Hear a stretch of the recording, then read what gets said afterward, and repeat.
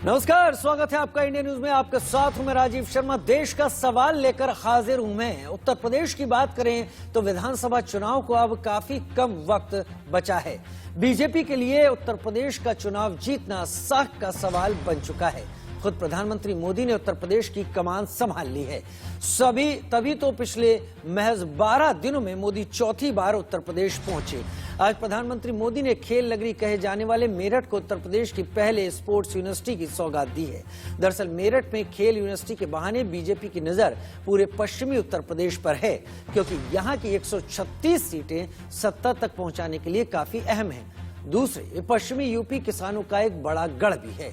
यहाँ के ज्यादातर किसान जाट हैं, जिनका चुनाव में कई विधानसभा सीटों पर वोट निर्णायक होता है। पश्चिमी यूपी के किसान बीजेपी सरकार से नाराज बताए जाते हैं।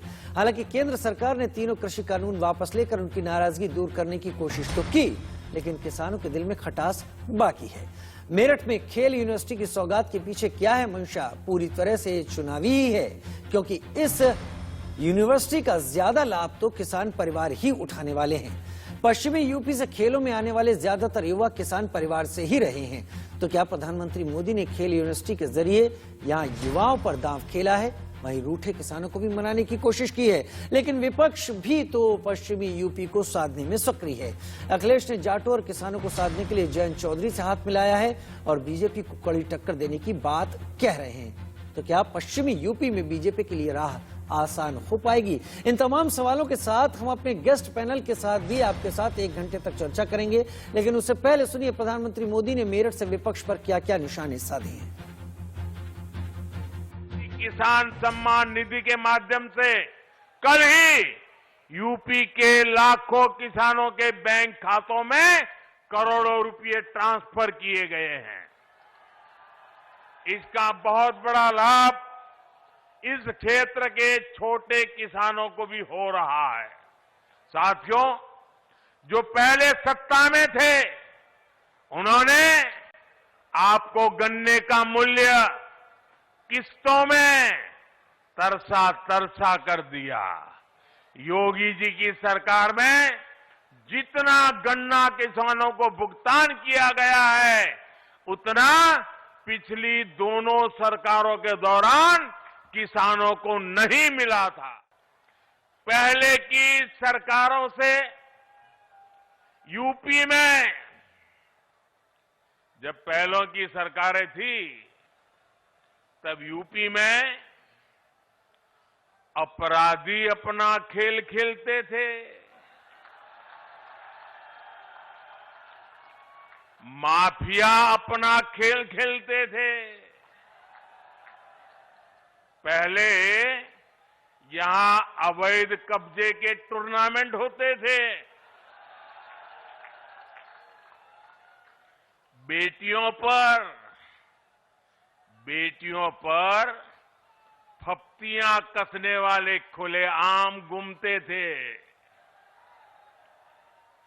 हमारे मेरठ और आसपास के क्षेत्रों के लोग कभी भूल नहीं सकते कि लोगों के घर जला दिए जाते थे। और पहले की सरकार अपने खेल में लगी रहती थी। ट्रेनिंग से लेकर टीम सिलेक्शन तक हर स्तर पर भाई भतीजावाद, बिरादरी का खेल, भ्रष्टाचार का खेल, लगातार हर कदम पर भेदभाव और पारदर्शिता का तो नामो निशान नहीं। साथियों, हॉकी तो एक उदाहरण है, ये हर खेल की कहानी थी। वर्तमान योगी सरकार की बात करते हुए प्रधानमंत्री मोदी ने पिछली समाजवादी पार्टी सरकार के दौरान हो रही उत्तर प्रदेश की स्थिति का जिक्र किया और उससे तुलना उन्होंने की। लेकिन उत्तर प्रदेश चुनाव को लेकर बीजेपी ने जो पूरी ताकत झोंक रखी है, उसे भी समझने की कोशिश करेंगे। प्रधानमंत्री मोदी महज 12 दिनों में चौथी बार उत्तर प्रदेश के दौरे पर पहुंच गए हैं। क्या खास है, तो जानने की कोशिश कीजिए। 21 दिसंबर की बात करें तो प्रयागराज की प्रधानमंत्री पहुंचे, जहां पर उन्होंने महिलाओं से संवाद किया था। 23 दिसंबर, ठीक दूसरे 2 दिन बाद वाराणसी प्रधानमंत्री पहुंचे, उनका संसदीय क्षेत्र भी है। कृषि सुधारों पर एक सेमिनार की उस दौरान बात हुई थी। 28 दिसंबर को प्रधानमंत्री नरेंद्र मोदी कानपुर पहुंच गए, जहां पर उन्होंने कानपुर मेट्रो का उद्घाटन किया और पूरे कानपुर के जरिए पूरे अंचल को समझने की कोशिश की। वहीं 2 जनवरी जब हम आज मौजूद हैं, प्रधानमंत्री उत्तर प्रदेश में पहली स्पोर्ट्स यूनिवर्सिटी का वहां पर शिलान्यास करने पहुंचे। 700 करोड़ की कीमत की बात है। लेकिन उत्तर प्रदेश में कुछ ही महीनों के अंदर विधानसभा चुनाव होने हैं और यह हम सबको पता है। आचार संहिता लगने से पहले प्रधानमंत्री मोदी और सीएम योगी प्रदेश में विकास कार्यों को तेजी देने में लगे हैं और विकास कार्यों की इस तेजी को लोगों तक पहुंचाने की भी पूरी कोशिश करते हुए दिख रहे हैं। प्रधानमंत्री मोदी ने मेरठ से किसानों को भी संदेश दिया। दरअसल पश्चिमी यूपी पर बीजेपी का फोकस है, तो क्यों, वो भी हम आपको बता देते हैं। क्या वजह है प्रधानमंत्री के इस दौरे के जरिए पश्चिमी यूपी पर फोकस कैसे? पश्चिमी यूपी में 26 जिले हैं, समझिए 27 लोकसभा सीटें आती हैं इन 26 जिलों में। विधानसभा की जो 403 सीटें हैं, अगर उसमें एक बड़ा हिस्से की बात करें तो 136 सीटों का होता है, वो पश्चिमी यूपी से ही आता है। पश्चिमी यूपी की आबादी करीब 7 करोड़ है, जो कि एक अहम स्थान रखती है उत्तर प्रदेश में। और अगर इसको हम हिंदू मुस्लिम की तरह भी देखें तो 72% यहाँ हिंदू हैं, 26% मुस्लिम वोटर्स हैं, वोटर्स की तरह देखिए। और इन हिंदुओं में, हिंदू वोटर्स में से 15% यहां पर जाट वोटर्स भी हैं। अब एक बात और समझनी यहां पर पड़ेगी, जो किसान आंदोलन चला था, उस किसान आंदोलन को आगे ले जाने, उसको धार देने की कोशिश की थी राकेश टिकैत ने, जो इसी पश्चिमी उत्तर प्रदेश के सिसौली गांव के रहने वाले हैं। तो पश्चिमी उत्तर प्रदेश को साधने की कोशिश की जा रही है, उत्तर प्रदेश को साधने की कोशिश की जा रही है। और इस सब के जरिए प्रधानमंत्री नरेंद्र मोदी मेरठ पहुंचे। मेरठ में प्रधानमंत्री मोदी से पहले मुख्यमंत्री योगी आदित्यनाथ ने भी जनसभा को संबोधित किया और विपक्ष पर उन्होंने निशाना भी साधा है। सरकारों के समय में जिस प्रकार की विसंगतियां पैदा हुई थी, यहां पर आस्था के साथ खिलवाड़ हुआ था, बहन बेटियों की सुरक्षा के साथ खिलवाड़ हुआ था, दंगों की एक श्रृंखला के माध्यम से यहां के युवाओं के भविष्य के साथ खिलवाड़ करने का प्रयास हुआ था। लेकिन अब आज जब प्रदेश में प्रधानमंत्री मोदी जी के आह्वान पर भारतीय जनता पार्टी की सरकार 2017 में आई, प्रदेश में दंगे बंद हुए। जिस कावड़ यात्रा को रोक दिया गया था, वह कावड़ यात्रा फिर से प्रारंभ हो चुकी है। और यही नहीं, अब यहां पर सुरक्षा, बहन बेटियों की सुरक्षा के लिए कोई खतरा नहीं बन सकता। इससे पहले कि हम इस चर्चा में आगे बढ़ते हैं, हमने सोचा कि आज के जो भी डेवलपमेंट्स रहे, जो भी तमाम चीजें रही मेरठ दौरे से जुड़ी हुई, वो सारी चीजें आपके सामने रखें और समझाने की कोशिश करें कि क्यों ये इलाका, क्यों ये एरिया, जिसको पश्चिमी उत्तर प्रदेश की तरह भी देख सकते हैं, वो अहम हो जाता है। हमारे साथ तमाम खास मेहमान इस वक्त जुड़े हैं। अनिला सिंह जी, प्रवक्ता बीजेपी, मेरे साथ जुड़े हुए हैं। बहुत स्वागत है अनिला सिंह जी आपका। हमारे साथ आईपी सिंह साहब जुड़े हैं, प्रवक्ता समाजवादी पार्टी, आपका भी स्वागत है। पंकज श्रीवास्तव साहब कांग्रेस प्रवक्ता के तौर पर हमारे साथ जुड़े हैं, बहुत स्वागत है आपका। और ब्रजेश भाटी भाई हमारे साथ किसान नेता के तौर पर जुड़े हैं, आप सभी का स्वागत है। सबसे पहले अनिला सिंह जी, आपके पास ही मैं आता हूं।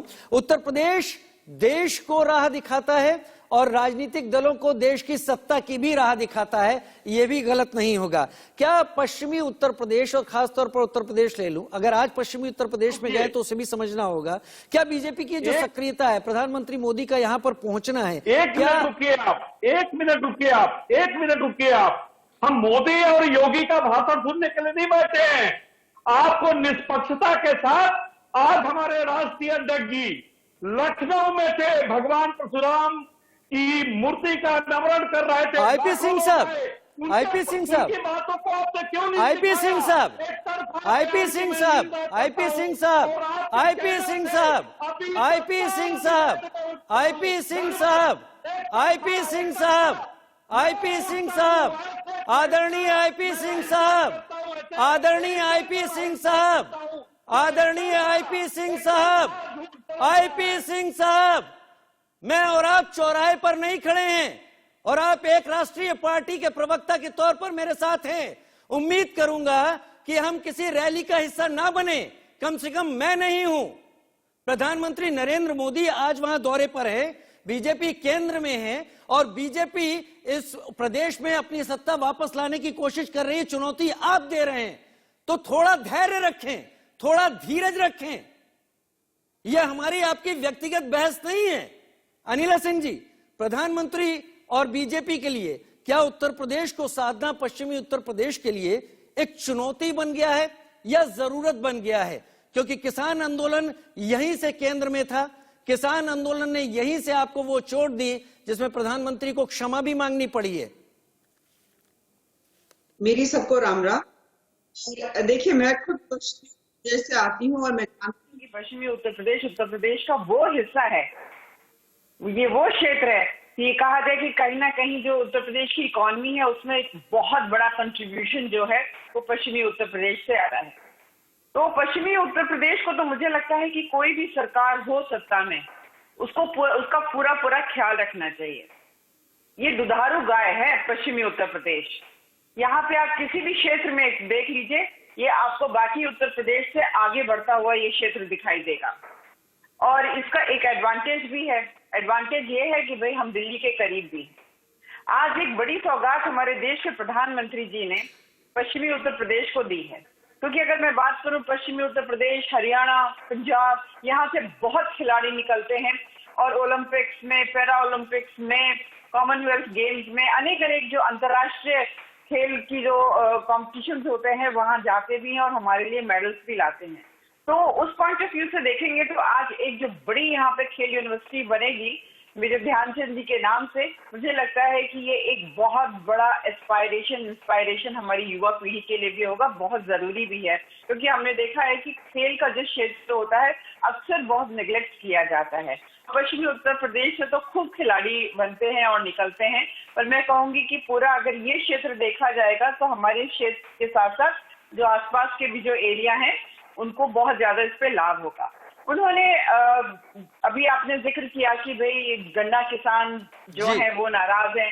अब मुझको लगता है कि उनकी कुछ किसानों की, सबकी तो नहीं, पर हाँ कुछ किसानों की अगर नाराजगी थी भी तो अब वो नाराजगी जो है वो डाइल्यूट हो गई होगी, क्योंकि उनकी इच्छा के अनुसार तीनों बिल जो है वापस ले लिए गए। ठीक है अनिला जी, आपने तमाम बातें कह दी और जो मैंने अपनी बात यहाँ सामने रखनी थी, उम्मीद कर सकता था मैं आईपी सिंह साहब चीजों को समझते, इस चर्चा के बारे में शायद उन्हें भी पता होगा, उसकी गंभीरता समझते, लेकिन मैं एक छोटा सा ब्रेक ले रहा हूं। पंकज श्रीवास्तव भाई कांग्रेस से मेरे साथ हैं, ब्रजेश भाटी भाई किसान नेता के तौर पर मेरे साथ हैं। ब्रेक के बाद वापस लौट के आऊंगा तो आप दोनों से ही जानने की कोशिश करूंगा क्या जो कुछ भी अनिला सिंह जी ने कहा उसके पीछे वही सच्चाई है या फिर बीजेपी इसके ऊपर एक कवर देने की कोशिश कर रही है। हकीकत पश्चिमी उत्तर प्रदेश में कुछ और इस वक्त बदलती हुई सी है। एक छोटे से ब्रेक के बाद क्या प्रधानमंत्री के दौरे और उत्तर प्रदेश में बीजेपी की ताबड़तोड़ रैलियों से क्या बीजेपी साध पाएगी उत्तर प्रदेश को? हमारे साथ तमाम खास मेहमान जुड़े हुए हैं इस वक्त।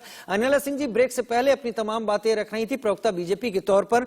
मैं शुरुआत कर लेता हूं, मेरे साथ पंकज जी, इस वक्त पंकज श्रीवास्तव जी कांग्रेस प्रवक्ता के तौर पर जुड़े हुए हैं। मैं सीधा सवाल आपके सामने रखूंगा, पूरा वक्त पंकज भाई आपको दूंगा। क्या आपको लगता है चुनाव में तो बयानबाजियां अक्सर चलती रहती हैं, तमाम बार पलटवार होते रहते हैं क्योंकि एक दूसरे को जनता के सामने रखना होता है, क्या आपको लगता है प्रधानमंत्री और बीजेपी साध पाएगी पश्चिमी उत्तर प्रदेश जहां पर सबसे ज्यादा तकलीफ इस किसान आंदोलन के दौरान सरकार को भी हुई और किसानों को तो हुई? देखिए, प्रधानमंत्री को लगता है कि बड़े पैमाने पर आयोजन करो, खूब विज्ञापन दो, खूब ढोल नगाड़े बजाओ तो लोग अपना दुख दर्द भूल जाएंगे। पश्चिम उत्तर प्रदेश वही जगह है जहां पर कुछ दिन पहले लखीमपुर में आपको याद होगा कि कैसे किसानों के ऊपर गाड़ियां चढ़ा दी थी इस देश के गृह राज्य मंत्री के बेटे ने, और उस गृह राज्य मंत्री को जिसने कहा था कि किसानों को 2 मिनट में ठीक कर देंगे, अभी भी प्रधानमंत्री जी अपने कैबिनेट में उसे शोभा बनाए हुए। किसानों की इतनी मांग उन्होंने नहीं मांगी कि उसे हटा दिया जाए। और मुझे अफसोस होता है कि जिस तरीके से प्रधानमंत्री ने आज मेरठ में रैली में भाषण दिया, काश इस देश के नायकों के भाषण उन्हें याद होते, उन्होंने सुना होता। प्रधानमंत्री केवल एक पार्टी का नहीं होता। आज उन्होंने इस तरह से बात की जैसे कि कोई पुरानी कहानियों का देव होता है जो 100 साल तक सोता रहता है और अचानक प्रधानमंत्री भी उसी तरह बिहेव कर रहे हैं कि हमने नेशनल स्पोर्ट्स यूनिवर्सिटी बनाकर ये किया और पहले की सरकारों ने कुछ नहीं किया। कितनी अजीब बात है। हमने भारत में 8 गोल्ड मेडल हॉकी में प्रधानमंत्री जी के बनने के पहले यानी मोदी जी के राजनीति में पदार्पण के पहले ही जीत लिए थे, जिसमें 5 आजादी की बात थे। 1983 में वर्ल्ड कप हम क्रिकेट का जीत चुके हैं। स्पोर्ट्स अथॉरिटी ऑफ इंडिया 1982 में बन चुकी है। लेकिन प्रधानमंत्री जी कुछ इस अंदाज में पेश करते हैं जैसे ये जब तक नहीं थे भारत में सिर्फ आदिमानव बसते थे और पाषाण युग था। कृपया भारत के गौरवशाली इतिहास, उसकी उपलब्धियों पर इस तरह से मजाक न उड़ाएं। और खेल तो राजनीति से परे होता है। अफसोस प्रधानमंत्री जी खेल के नाम पर भी राजनीति करने लगे। 106 स्पोर्ट्स कॉलेज इसके पहले इस देश में बन चुके हैं। 106 छोटा मोटा नहीं है ये आंकड़ा। और इस देश को कहां से कहां तक लाया गया है, इस बात को देखने की जरूरत है। पंकज भाई लगे हाथ ये भी जोड़ दीजिए, अनिला सिंह जी भी आपको सुन रही है, लगे हाथ ये भी जोड़ दीजिए कि प्रधानमंत्री को ऐसा कहने की जरूरत आखिर क्यों पड़ रही है? बिल्कुल इसीलिए पड़ रही कि वो ये चाहते नहीं कि असली मुद्दों पर बात हो। अब वो कह रहे थे गन्ना किसानों को तरसाती थी पिछली सरकारें। अरे भाई, आपने अपने संकल्प पत्र में कहा था कि सरकार बनते ही आप सबका बकाया माफ कर दीजिए। सच्चाई ये है कि अभी 4,500 करोड़ रुपया गन्ना किसानों का बकाया है। सच्चाई ये है कि आप कह रहे महिलाएं घूम रही हैं, दूरबीन हटाइए, चश्मा लगाइए। सच्चाई ये है कि आज ही अखबारों में पढ़ा होगा कि नेशनल वीमेन कमीशन ने कहा है कि देश में महिलाओं के खिलाफ जितने मामले आ रहे हैं उसमें आधे से ज्यादा उत्तर प्रदेश के हैं और पिछले 1 साल में उसमें 30% का इजाफा हुआ। एनसीआरबी का आंकड़ा क्या कहता है कि महिलाओं के खिलाफ हिंसा में सबसे ज्यादा, अपराध में सबसे ज्यादा अगर कोई है उत्तर प्रदेश है, नंबर 1। आपकी डबल इंजन की सरकार है और आपका नीति आयोग कह रहा है कि देश में जो सबसे गरीब प्रदेशों की सूची है उस पर 3रे नंबर पर उत्तर प्रदेश। ठीक है। मैं अनिला सिंह जी को मौका दूंगा, शायद भाटी साहब भी कुछ कहें, ब्रजेश भाटी साहब भी, मैं उनको भी वक्त दूंगा। पंकज भाई आ रहा हूं आपके पास। ब्रजेश भाटी भाई, क्या आपको लगता है कि प्रधानमंत्री का दौरा, स्पोर्ट्स यूनिवर्सिटी, किसानों के बच्चों को ये मौका, जहां पर अधिकतर किसानों के बच्चे ही अब देश में जो खेल की मशाल है उसे भी जला रहे हैं, क्या ईवीएम तक जो नाराजगी है उसे दूर कर पाएगी बीजेपी? क्या कोशिश है, या फिर आपको भी लग रहा है पंकज श्रीवास्तव जी जो कह रहे हैं वो सही कह रहे हैं? राजीव भाई, मुझे बहुत बाद में मौका मिला है, मुझे समय दीजिए जी। मैं आपको बता दूं, प्रधानमंत्री जी ने कहा था कि 2022 में किसान की आय दुगनी हो जाएगी। आज हम 2022 में बैठे हैं, हमने सब पूरे देश में अपने किसानों पर चेक करवाया, किसी के पास कोई मैसेज नहीं आया है। और रही बात गन्ना की, जो हमारे माननीय प्रधानमंत्री जी कह रहे थे कि वे गन्ना का सारा पैसा पेमेंट कर दिया है हमने, 11,000 करोड़ रुपए बाकी है किसानों का। और जो कहते थे 1 रुपया की बढ़ोतरी नहीं की इन्होंने। ये जब पश्चिम उत्तर प्रदेश में चले थे, जैसे बड़ी बहन हमारी अनिला जी भी कह रही थी, ये दुधारू गाय है। हाँ, दुधारू गाय है। यहाँ से खिलाड़ी निकलते हैं। यहाँ के पश्चिम उत्तर प्रदेश के किसान ने पूरे 1 साल 2 महीने इस आंदोलन को चलाया, लेकिन क्या हासिल हुआ है? खाली जुमलेबाजी के अलावा पूरे प्रदेश में और पूरे देश में किसान को कुछ हासिल नहीं हुआ है। इन्होंने किसान आंदोलन हमने स्थगित किया है, अभी खत्म नहीं किया है। 15 तारीख को हमारी फिर मीटिंग है। अगर ये सोच रहे हो देश के प्रधानमंत्री और ये बीजेपी के नेता कि किसान चुप बैठ गया और सब बातों को भूल गया है, तो किसान चुप बैठने और भूलने वाला नहीं है। पश्चिम उत्तर प्रदेश में तो इनका खत्म है मामला। और ये धवाधर जो रैली हो रही है, चौथी रैली है, ये सिर्फ इनकी बौखलाहट है। इनको उत्तर प्रदेश खिसकता दिख रहा है राजीव भाई, और इनके कुछ भी नहीं है। किसान इनसे खुश है ही नहीं, जिसमें 750 किसानों की शहादत होगी हो। और फिर ये कह रही है बड़ी बहन अनिला जी कि हमने किसान से के कानून वापस ले लिए, इससे किसान खुश है। इससे किसान खुश नहीं हो सकता। जिनके 750 लोग इस आंदोलन चले गए हो, आपने कानून लाए, कानून आपने वापस ले लिए, किसान को क्या मिला? हमारी मुख्य मांग एमएसपी की है। एमएसपी जब तक लागू नहीं होगी, जब तक किसान शांति से नहीं बैठेगा। और रही बात चुनाव की, तो अब की बार किसान चुनाव में इनके भाटी साहब आपने एमएसपी का जिक्र कर दिया। यहाँ पर मेरे ख्याल से संयुक्त किसान मोर्चा सरकार के साथ संपर्क में है और इन तमाम चीजों पर काम चल रहा है। एक झटके में तो राकेश टिकैत का भी कहना था चीजें नहीं होंगी। मैं भी संयुक्त मोर्चा का ही सदस्य हूं राजीव जी, आपको बता दें। मेरा संगठन भी भारतीय किसान यूनियन वावता संयुक्त मोर्चा का सदस्य है और इसमें हमारी बात चल रही। ठीक है, हम इस बात पे कतई दरकिनार नहीं कर रहे कि सरकार ने काम नहीं किया, लेकिन हम ये कह रहे हैं कि कब लागू होगी। ये कानून तो हमने मांगे नहीं थे जो इन्होंने कोरोना काल में किसानों पर थोप दिए थे और इन्होंने वापस ले लिए। लेकिन एमएसपी पे इतनी विडंबना क्यों हो रही है? किसानों के मुकदमे वापस क्यों नहीं हो रहे हैं? मृतक किसानों को मुआवजे की जो इन्होंने कहा था अब तक क्यों नहीं मिल रहा है? चलिए अनिला सिंह जी से जवाब ले लेते हैं, क्योंकि आप अगर नाराज हैं, और जहां तक मेरी जानकारी है, जो मुझे पता चला है कि हरियाणा में, उत्तर प्रदेश में तमाम लिस्ट मांग ली गई है अलग अलग जिले के पुलिस कप्तानों से कि कहां कहां कितने मुकदमे हैं और उसकी प्रक्रिया चल रही है। ये मैं बस रख रहा हूं बीच में एक मॉडरेटर के तौर पर। अनिला जी, बाकी जवाब आप दें। पंकज भाई ने कई सवाल उठाए हैं और भाटी साहब ने भी सवाल उठाए हैं। पंकज भाई के सवाल में एक तलखी थी, एक तंज था कि जब भी ऐसी चीजें होती हैं आप लोग पब्लिसिटी की आड़ बहुत अच्छी लेते हैं। जी बिल्कुल, देखिए ऐसा है कि सबसे पहले तो मैं भाटी साहब ने जो बातें कही हैं उसका रिवर्ट करूंगी और फिर जो पंकज जी ने बात कही है उस पर भी मैं रिवर्टल करूंगी। ये भारतीय जनता पार्टी की सरकार है जिसमें जो बंद पड़ी हुई चीनी मिलें थी, जिनमें खराबियां थी, वो चालू करता है। ये अच्छी तरीके से भाटी साहब भी जानते हैं और इनका जो मोर्चा है वो भी अच्छी तरीके से जानता है कि 10 सालों में जब सपा बसपा की सरकारें रही, 21 से ज्यादा जो चीनी मिल थी या तो बेच दी गई या बंद कर दी गई।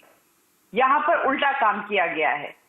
जो चीनी मिलें हैं उन्हें चालू कराया गया है। चीनी मिल में न केवल जो चीनी का प्रोडक्शन है उसको छोड़ के उसमें से जो एथेनॉल जो है उसके प्रोडक्शन को बहुत ज्यादा अनकरेज किया जा रहा है, जिससे कि ज्यादा से ज्यादा जो है प्रोडक्शन हो, ज्यादा से ज्यादा पैसा आए, किसानों के पास पहुंचे। आप बात बिल्कुल ठीक कह रहे हैं कि किसानों, आपने भी 750 जो किसान भाई हैं जिनकी मैं कहूंगी कि शहादत हुई इस आंदोलन में, चिंता हमको भी है। जो हजारों किसान हर साल जो है कहीं ना कहीं किसी न किसी वजह से सुसाइड कर लेते हैं। जो यंग जनरेशन है किसानी खेती नहीं करना चाहती है, शहर में आके मजदूरी करने के लिए तैयार है, चिंता उसकी है।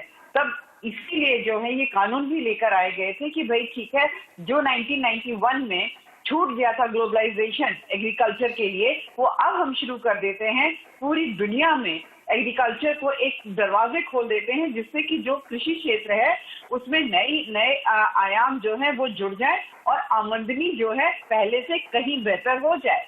परंतु उसका नतीजा क्या निकला? कुछ जो किसान नेता थे उनके अपने एस्पायरेशन थे, कहाँ से वो इंस्पायर हो रहे थे उसकी चर्चा मैं यहाँ नहीं करना चाहूंगी, परंतु जिस प्रकार की भाषा आजकल किसान नेता बोल रहे हैं, भारतीय जनता पार्टी को हराओ, भारतीय जनता पार्टी को हराओ, वो मुझे बताने की आवश्यकता नहीं है एस्पायरेशन इंस्पायरेशन कहाँ से आ रहा है। जब तक आप न्यू गेटवेज नहीं खोलेंगे तो आपकी जो आमदनी है उनका नया जरिया कैसे हो सकता है?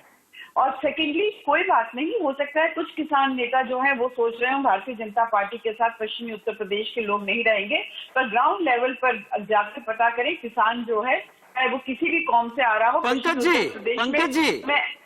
जी इंस्पायर कोई और कर रहा है। मैं पंकज जी की बात पे भी रिबटल कर दूं, फिर आप पंकज जी के पास चले जाइएगा।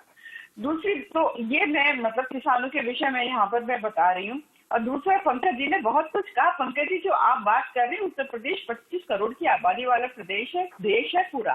कंपैरेटिव एनालिसिस करेंगे तो आपको आप ये पाएंगे कि एनसीआरबी के ही आंकड़ों में पहले से कमी आई है। आप ये कह रहे हैं कि उत्तर प्रदेश में crime against women, for example crime against women सबसे ज्यादा है, और आप कंपेयर करिए पहले की फिगर से, आप कंपेयर करिए तो आपको कम नजर आएंगे। पर मुझे ये जरूर बता दीजिएगा कौन सा रिसर्च सेंटर आजकल कांग्रेस पार्टी ने खोल रखा है जहां पर ये रिसर्च होती है कि अगर बलात्कार होता है नहीं रोक पाओ तो उसका आनंद उठाओ। और इतनी उम्र की महिलाएं जो हैं वो मोदी जी को पसंद करती हैं और इतनी उम्र की महिलाएं जो हैं मोदी ठीक है। पंकज जी जवाब दीजिए, समय मेरे पास कम है, जवाब दें पंकज जी। बिल्कुल। अनिला जी, अगर आप इस पे गंभीर होती अपनी इस पूरे मसले पर तो शायद इस तरह की बातें न लाती। ये नेशनल जो आपका, एक मिनट, अब आप सुन लीजिए, नेशनल कमीशन फॉर वीमेन जो है आपका बनाया हुआ है, आपके लोग हैं उसपे, उसने कहा है और 30% का इजाफा कहा है, भी आज के अखबार में है, मैं नहीं बोल रहा हूँ। एनसीआरबी के आंकड़े बिल्कुल आप देखिए, पहले से बढ़े कि घटे हैं, लगातार बढ़ते जा रहे हैं। चलिए ठीक है, सादर, बहुत सादर। मुझे लग रहा है ये अंतहीन बहस है और जिस तरीके से बीजेपी भी कोशिश कर रही है, प्रधानमंत्री भी कोशिश कर रहे हैं।